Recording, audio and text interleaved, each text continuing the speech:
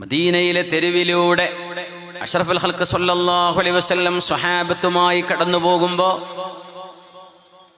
ചത്തുകിടക്കുന്ന ഒരു കഴുതയുണ്ട് അവിടെ. അതിൻ്റെ ചെവി മുറിക്കപ്പെട്ടിട്ടുണ്ട്, ചത്തുകിടക്കുകയാണ്, വയറ് വീർത്തിട്ടുണ്ട്. കൂടെയുള്ള സ്വഹാബിമാരെ നിർത്തിയിട്ട് അല്ലാഹുവിൻ്റെ റസൂല് പറഞ്ഞു സ്വല്ലല്ലാഹു അലൈഹി വസല്ലം, സ്വഹാബിമാരെ, അയ്യുക്കും യശ്തരീഹാ ബിദിർഹമിൻ, ഒരു ദിർഹമിന് ഈ ചത്തുകിടക്കുന്ന ഈ മൃഗത്തെ ആരെങ്കിലും വാങ്ങിക്കാൻ തയ്യാറുണ്ടോ നിങ്ങളിൽ? പൊന്നാര നബിയെ, ജീവിച്ചിരിക്കുകയാണെങ്കിൽ തന്നെ ഈ ചെവിയില്ലാത്ത കഴുതയെ ആര് വാങ്ങിക്കാനാ? പിന്നെ അത് ചത്തിട്ടതിന്റെ വയറ് പൊങ്ങി വന്നിട്ടുണ്ട്, ആര് വാങ്ങിക്കും നബിയെ? ആർക്ക് വേണം ഇതിനെ? കൊണ്ടുപോയി കുഴിച്ചിടാൻ വേണ്ടി ഒരു 10 ദിർഹം, പിന്നെ ഒരു ദിർഹമിന് വാങ്ങിക്കുന്നതിന്. എന്നാൽ അറിയണേ,